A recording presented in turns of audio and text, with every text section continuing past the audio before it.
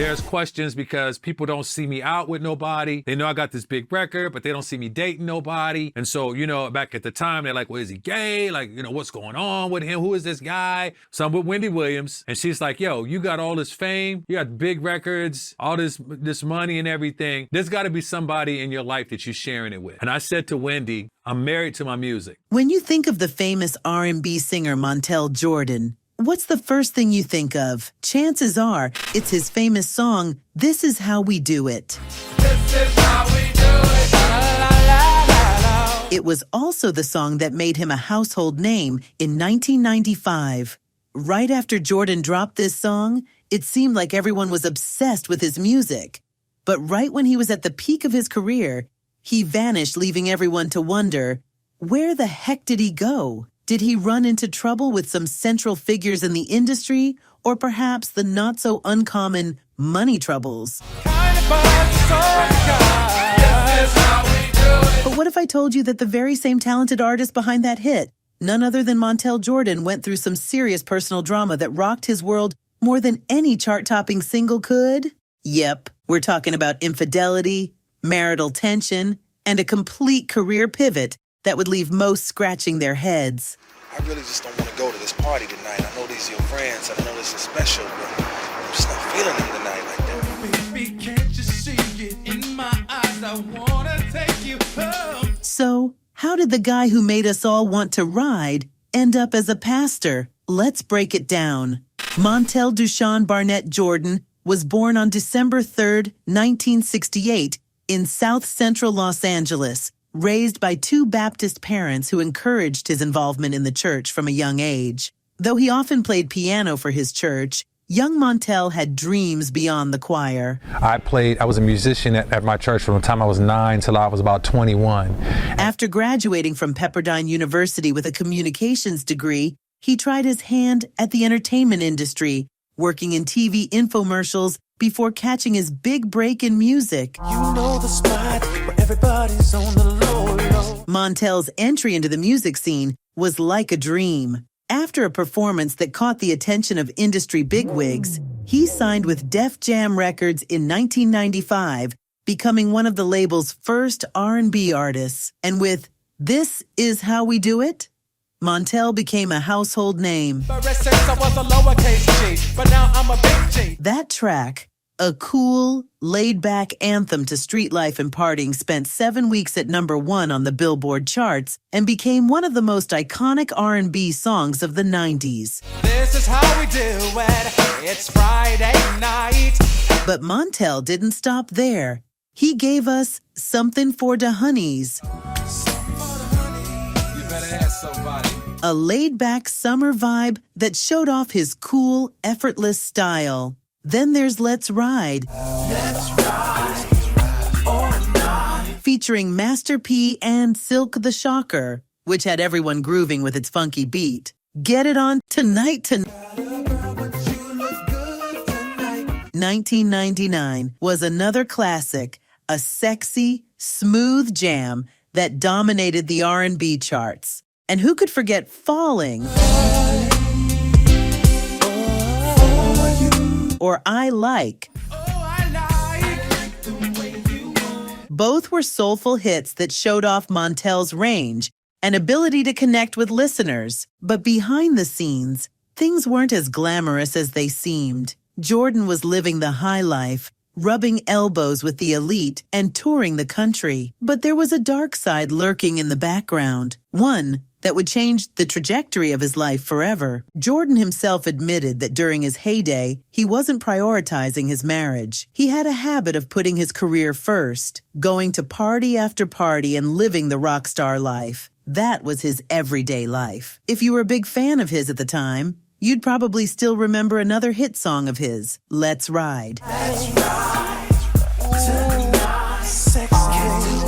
It's got so much footage of strip clubs that it's hard to picture him not being a part of that scene, right? Jordan even makes fun of how his songs were like him asking for help, saying he lived out his art. In his words, It was life imitating art, or maybe the other way around. Making music was the best and the worst time of my life. Best time basically because I was able to create music that becomes the soundtrack to people's lives, but some of the worst times in my life simply because of being away from home, and I'm experiencing the temptations of being away. But behind the scenes, Montell was already hiding a big secret. While Montell's fans adored him, few knew that he was already married to his manager, Kristen Hudson. The two had tied the knot in 1994, but to preserve his image as a single, eligible heartthrob, they kept the marriage under wraps. As Montell put it, he wanted Kristen to be respected as a business manager rather than just the singer's wife. For years, Montell skillfully dodged questions about his relationship status, even responding in interviews that he was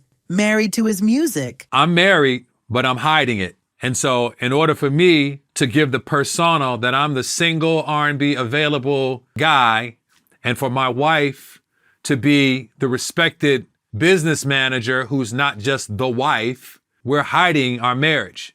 And basically whatever you don't put in the forefront plays the background. But the fact that people were kept in the dark in terms of his marriage made everyone go crazy with rumors about him. People were whispering and asking, is Montell, gay? The gossip was all over the place about the R&B singer, and for a bit, his secret marriage made fans both curious and confused. In the end, Montell and Kristen decided to come out, but that wasn't the end of their story. The best way I can explain it, I want to try and give the best analogy I can, is that I was with Wendy Williams on Hot 97 in New York City. There's questions because people don't see me out with nobody. They know I got this big record, but they don't see me dating nobody.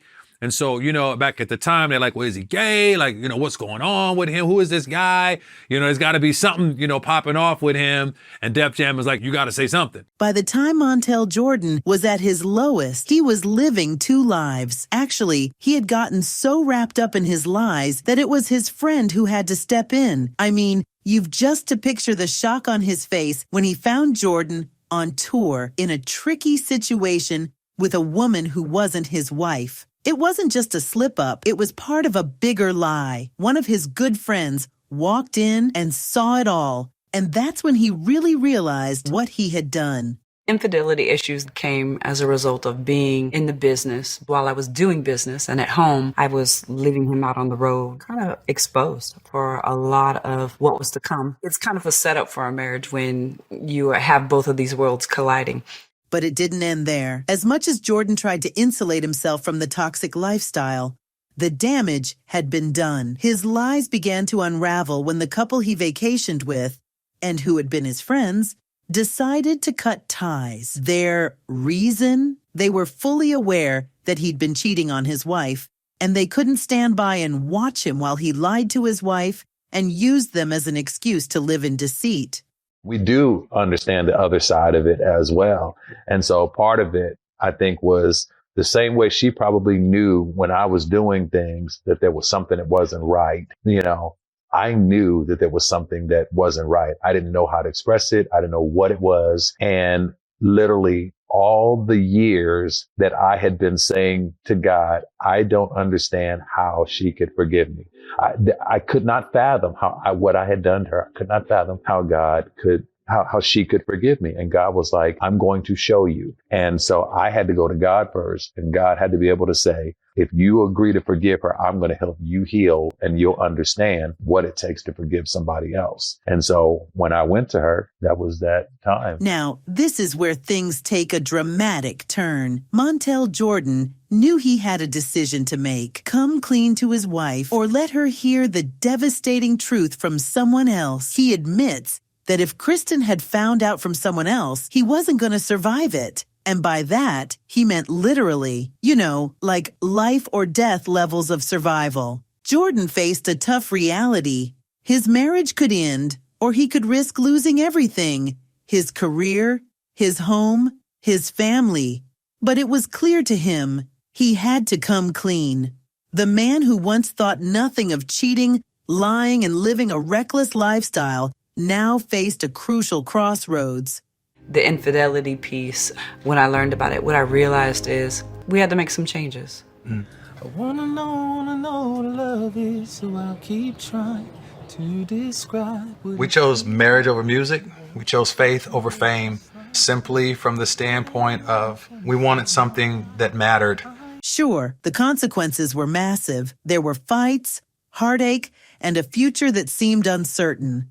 But Montell knew that by coming clean, he had a chance to rebuild what was broken. If he hadn't told the truth, well, let's just say the outcome would have been a lot darker. God took our story and he allows us to be transparent with it so that when people come here, they know they can be transparent as well. If it was reversed and Kristen had cheated on you, do you think you could have forgiven her and stayed in marriage? Yes.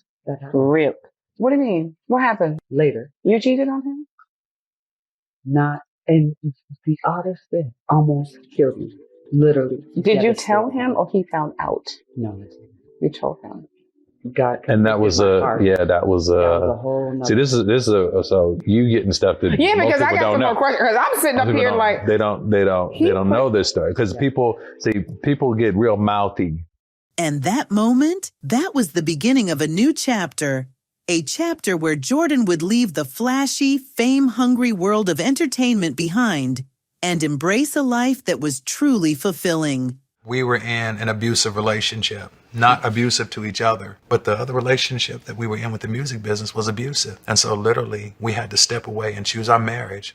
By 2010, Montel Jordan made an unexpected career move that shocked fans. He left the entertainment industry to become a pastor. Yes, you heard that right. The man who once sang about parties, riding, and love affairs was now leading a church in Norcross, Georgia. Montel Jordan currently has a net worth of $500,000, which is pretty impressive. And while many have criticized his actions, while saying he could be living larger right now with an even higher net worth, Montel Jordan remains firm in his decision to serve God and serve him wholeheartedly. I went into ministry reluctant because I thought after the music business had come to an end and at the top of 2011, I started working as a lead worship pastor at Victory World Church in Norcross, Georgia. But let's not get it twisted. This was no midlife crisis. Jordan had always known that there was more to life than fame and fortune. In fact, he knew from a young age that he was destined for ministry. But how do you go from touring with the hottest acts of the 90s to preaching the Word of God? My day 2 on the job, I got there and there's this license, a ministry license on my desk that says Pastor Montel Jordan. And I'm like, whoa, somebody made a very, very bad mistake. You know, they hired an R&B recording artist to come in and to lead them in music, to be their worship leader. So I called human resource and I'm like, hey, yo, I think somebody made a mistake. I'm not a pastor. And oh no, you're a pastor. It's a pastoral position. You can marry people, bury people, baptize people. It's a pastoral job. And so it took me months to get to a place of being comfortable being called pastor. It's a great purpose. And now I'm Pastor Montell and I'm cool with that. For Jordan, it was a clear calling. He wasn't satisfied with the music world anymore. It never fulfilled him the way he thought it would. The best and worst thing I ever did, he says, was working in the industry. And with that, he made the bold choice to serve God and his community instead. And here's the twist. He wasn't just preaching to the choir. Jordan co-founded Victory World Music, a collective at his church that released Christian music to inspire others. But that wasn't the end of the story. Stay tuned for the next chapter in Montel Jordan's journey, because this redemption story is far from over. Personally, I'm beyond shocked and impressed by Montel Jordan's decision to leave the entertainment industry in his pursuit for a relationship with God. I hope his story ends beautifully.